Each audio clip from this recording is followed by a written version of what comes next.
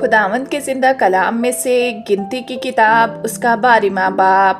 اور موسیٰ نے ایک کوشی عورت سے بیاہ کر لیا، سو اس کوشی عورت کے سبب سے جسے موسیٰ نے بیاہ لیا تھا، مریم اور ہارون اس کی بدگوئی کرنے لگے اور کہنے لگے، کیا خداوند نے فقط موسیٰ ہی سے باتیں کی ہیں؟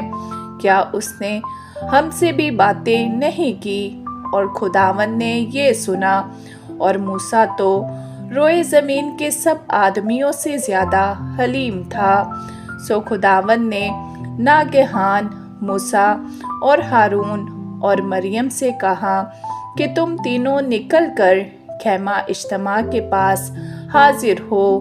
سو وہ تینوں وہاں آئے، اور خداوند ابر کے ستون میں ہو کر اترا اور خیمہ کے دروازہ پر کھڑے ہو کر ہارون اور مریم کو بلایا۔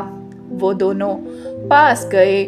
تب اس نے کہا، میری باتیں سنو، اگر تم میں کوئی نبی ہو تو میں جو خداوند ہوں اسے رویا میں دکھائی دوں گا اور خواب میں اس سے باتیں کروں گا، پر میرا خادم موسیٰ ایسا نہیں ہے، وہ میرے سارے خاندان میں امانت دار ہے۔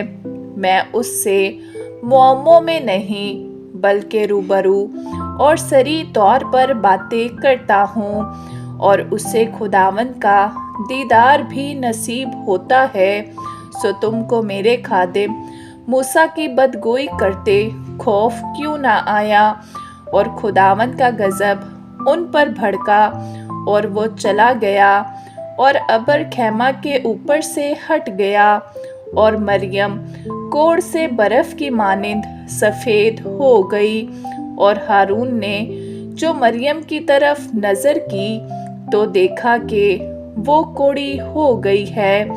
تب ہارون موسیٰ سے کہنے لگا، ہائے میرے مالک، اس گناہ کو ہمارے سر نہ لگا، کیونکہ ہم سے نادانی ہوئی اور ہم نے خطا کی، اور مریم کو اس مرے ہوئے کی طرح نہ رہنے دے جس کا جسم اس کی پیدائش ہی کے وقت آدھا گلا ہوا ہوتا ہے۔ تب موسیٰ خداوند سے فریاد کرنے لگا کہ اے خدا، میں تیری منت کرتا ہوں، اسے شفا دے۔ اور خداوند نے موسیٰ سے کہا کہ اگر اس کے باپ نے اس کے منہ پر فقط تھوکا ہی ہوتا تو کیا 7 دن تک وہ شرمندہ نہ رہتی؟ سو وہ 7 دن تک لشکرگاہ کے باہر بند رہے، اس کے بعد وہ پھر اندر آنے پائے۔ چنانچہ مریم 7 دن تک لشکرگاہ کے باہر بند رہی، اور لوگوں نے جب تک وہ اندر آنے نہ پائی کوچ نہ کیا۔ اس کے بعد وہ لوگ حسرات سے روانہ ہوئے، اور دشت فاران میں پہنچ کر انہوں نے ڈیرے ڈالے۔ آمین۔